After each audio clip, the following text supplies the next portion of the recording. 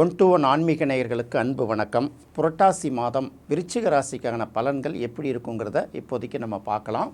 விருச்சிக ராசிக்கு உரிய கிரகமான செவ்வாய் 12ஆம் இடமான துலாம் ராசியில் இருக்குது. பொதுவாக ஒரு ராசிக்குரிய கிரகமோ அல்லது லக்னத்துக்குரிய கிரகமோ தன்னுடைய வீட்டுக்கு மறைவிடமான 12ஆம் இடத்தில் இருந்தால் இது என்னென்னா வெளியூர் அல்லது வெளிநாட்டை குறிக்கக்கூடிய ஒரு இடமா இருக்கும். நம்ம என்ன நினைக்கிறோம்னா 12ஆம் இடம்னா அது ஒரு விரயத்தை தானே கொடுக்கும், அதனால் செலவுகள் அதிகரிக்கும், நாம் எடுக்கக்கூடிய ஒரு முயற்சியும் நமக்கு விரயமாயிடும் அப்படின்னு நினைக்கிறாங்க. அப்படி எடுக்கக்கூடாது. விரயத்தில் சுப விரயமும் இருக்குது, அசுப விரயமும் இருக்குது. அதனால் நம்ம எப்படி நினைக்கணும்னா இந்த வெளியூர் வெளிநாடு போன்ற முயற்சிகளில் சில பேர் முயற்சி பண்ணுறாங்கல்ல, அது இந்த நேரத்தில் உங்களுக்கு நல்ல மாதிரியாக முடியும். ஏன் அப்படின்னு கேட்டிங்கன்னா, பொதுவாக ராசியாதிபதி 12ல் இருக்கிறது நல்லது. அடுத்தது பார்த்திங்கன்னா இந்த செவ்வாய் 6ஆம் இடத்துக்கும் உரிய கிரகம் தானே, அது 12ஆம் இடத்துல இருக்கிறதும் பார்த்திங்கன்னா அதுவும் ஒரு வகையில் நல்லது தானே. பல பேருக்கு பார்த்திங்கன்னா இரவு நேரங்களில் கொஞ்சம் கண் விழிச்சு வேலை செய்கிற மாதிரி இருக்கும்.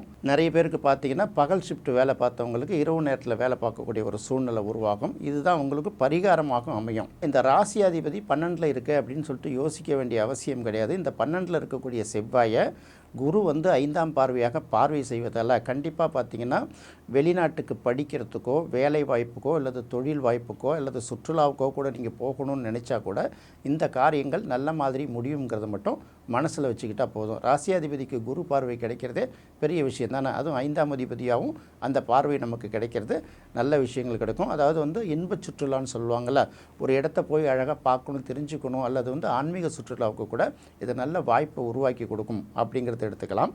அடுத்தது குருவோட பார்வை. குரு ராசிக்கு 8ஆம் இடத்திலிருந்து சில சிக்கல்களை கொடுத்தாலும் குருவோட பார்வை தன்னோட 2ஆம் வீட்டுக்கு கிடைக்கிறதுனால என்னதான் நெருக்கடி என்னதான் பிரச்சனைகள் இருந்தால் கூட மறைமுகமான வழிகளில் சில தன வருவாய் கண்டிப்பாக விருச்சிக ராசிக்காரர்களுக்கு கிடைக்கும். பெரிய அளவுக்கு நெருக்கடி நமக்கு தேவை எப்போதும் அதிகமாக தான் இருக்கும். அந்த அளவுக்கு பணம் வருதோ இல்லையோ, பெரிய அளவுக்கு பாதிப்பு ஏற்படுத்தாத அளவு குடும்ப செலவுகளை ஓரளவு கொண்டு போகிற அளவுக்கு ஏதாவது ஒரு வகையில் கண்டிப்பாக பணம் வரும். இது நேரடியாக வருதா இல்லை மறைமுகமாக வருதா? நிறைய பேருக்கு பார்த்திங்கன்னா மறைமுக தன வருவாய் தான் கிடைக்கும். ஏன்னா குரு 8ஆம் இடத்திலிருந்து பார்வை செய்வதனால மறைமுக தன வருவாய் நிறைய பேருக்கு கிடைக்கிறதுக்கு அதிகமாக வாய்ப்பு இருக்குது. அடுத்து ராகு 4ஆம் இடத்தில் இருக்குது. ராகு 4ஆம் இடத்துல இருக்கிறது மட்டும் இல்லை, அந்த ராகுக்கு குருவோட பார்வை கிடைக்கிறதுனால இந்த வருஷத்துக்குள்ளே குறைந்தபட்சம் இந்த மாதம் கூட நீங்கள் முயற்சி பண்ணிங்கன்னா புதுசாக வீடு வாங்கணும்னு நினைக்கிறவங்க, அடுத்தது புதிதாக வாகனங்கள் ரெண்டுமே பார்த்திங்கன்னா விலை உயர்ந்த வாகனம், விலை உயர்ந்த வீடுகள், அதுவும் இல்லையா ஏற்கனவே இருக்கக்கூடிய வாகனத்தை விற்றுட்டு இன்னும் கொஞ்சம் விலை உயர்ந்த வாகனம், ஏற்கனவே இருக்கிற வீட்டுக்குள்ள இன்னொரு கொஞ்சம் எக்ஸ்டென்ஷன் பண்ணுறது அல்லது இன்னும் கொஞ்சம் அழகுபடுத்துறது, இந்த மாதிரி வேலைகளை நீங்கள் முயற்சி பண்ணிங்கன்னா உங்களுக்கு நல்ல மாதிரி நடக்கும். ஏன்னா ஏற்கனவே ராசியாதிபதி 12ஆம் இடத்துல தானே இருக்குது. அதை இது போல் ஒரு சுப விரயம் செய்வதற்கு நீங்கள் பயன்படுத்திக்கலாம். ஆனால் நீங்கள் என்ன தான் நீங்கள் பிரம்மாண்டமாக திட்டம் போட்டாலும் அதை எக்ஸிக்யூட் பண்ணால் கூட உங்கள் மனசளவில் இன்னும் கொஞ்சம் அதிகமாக பண்ணணும் அப்படிங்கிற ஒரு எண்ணம் தான் அதிகமாக இருக்கும். அதை பார்த்துக்கோங்க. அடுத்தது சொந்த ஊருக்கு அதிகமாக போயிட்டு வர முடியாமல் தவிச்சிட்டு இருந்தவங்களுக்கு போயிட்டு வரதுக்கான வாய்ப்புகள் உருவாகும். போயிட்டு ரொம்ப நாள் தங்குறோமோ தங்கலையோ, ஆனால் போயிட்டு வரதுக்கான வாய்ப்புகள் நிறைய கிடைக்கும். உற்றார் உறவினர்களை பார்க்குறது, தாயாரை விலகி இருந்தால் தாயாரை போய் பார்க்குறதுக்கான வாய்ப்புகள்லாம் நிறைய கூடி வரும் அப்படிங்கிறத தெரிஞ்சுக்கலாம்.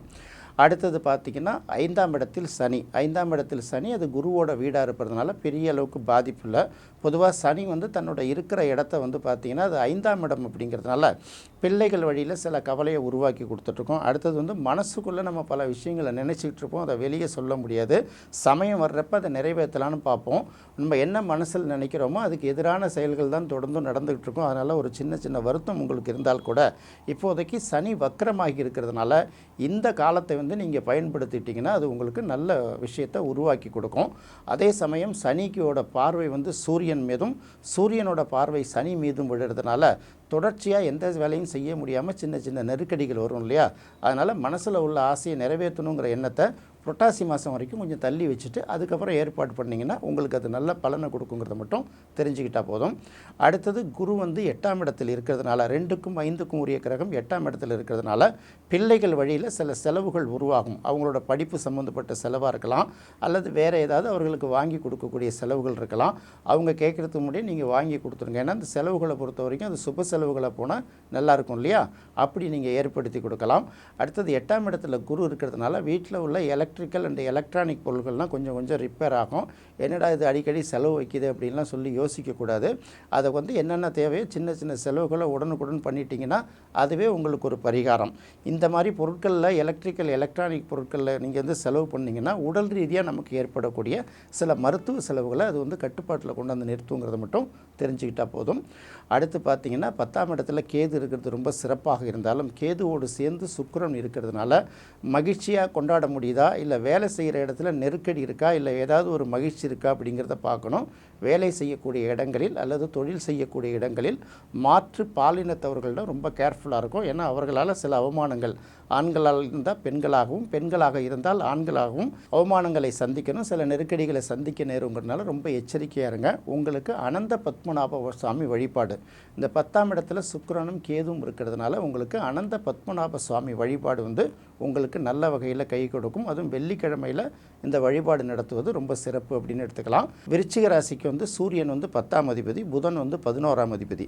10ஆம் அதிபதியும் 11ஆம் அதிபதியும் சேர்ந்து 11ஆம் இடத்துல இருக்கிறது மிகப்பெரிய அளவுக்கு உங்களுக்கு லாபத்தை தானே கொடுக்கணும். எல்லாருமே அதான் நினைப்பாங்க. 9ஆம் அதிபதி 10ஆம் இடத்துல இருந்தால் தர்ம கர்மாதிபதி யோகம்போம். 10ஆம் அதிபதி 11ஆம் இடத்துல இருந்ததுன்னா அது வந்து மிகச்சிறப்பான யோகம் இல்லை.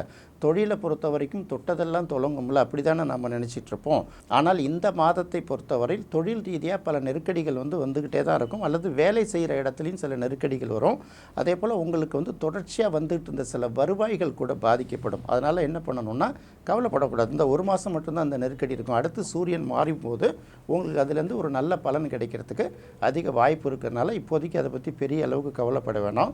அதே போல் இந்த கண் சம்மந்தப்பட்ட பிரச்சனைகள், பல் சம்மந்தப்பட்ட பிரச்சனைகள் உங்களுக்கு எதுவாக இருந்தாலும் இதை வந்து இந்த நேரத்துக்கு உரிய நேரத்தில் நீங்கள் ட்ரீட்மெண்ட் எடுத்துக்கலாம். அதே போல் நீங்கள் போட்டிருக்கிற ஆடை அணிகலன்கள்லாம் பார்த்தீங்கன்னா சில அணிகலன்களை கழண்டு கீழே விழுறதுக்கு வாய்ப்பு இருக்குது. சட்டைகள் துணிமணிகள்லாம் அடிக்கடி கிழியறதுக்கும் வாய்ப்பு இருக்குது. அதனால் அதெல்லாம் கொஞ்சம் கவனமாக பார்த்துக்கோங்க. ஆனால் இது எல்லாமே சின்ன சின்ன வகையில் ஒரு பரிகாரம். விலை உயர்ந்த நகைகள் காணா போச்சுன்னா தான் யோசிக்கணும், கழண்டு வந்தால் தான் யோசிக்கணும். அதனால் இந்த நகைகள் துணிமணிகள் இந்த விஷயங்களில் கொஞ்சம் கவனமாக எங்கே போனாலும் அது மேலே கொஞ்சம் எச்சரிக்கை உணர்வோடு இருக்கிறது உங்களுக்கு நல்லதாக இருக்கும்.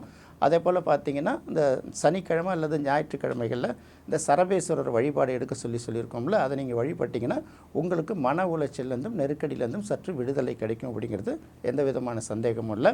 என்ன நேயர்களே, விருச்சிக ராசிக்கு இந்த புரட்டாசி மாத பலன்கள் எப்படி இருக்குங்கிறத பார்த்தோம். அடுத்த நிகழ்ச்சியில் தனுசு ராசிக்கு புரட்டாசி மாதம் என்ன மாதிரியான பலன்கள் கிடைக்குங்கிறத பார்க்கலாம். நன்றி, வணக்கம்.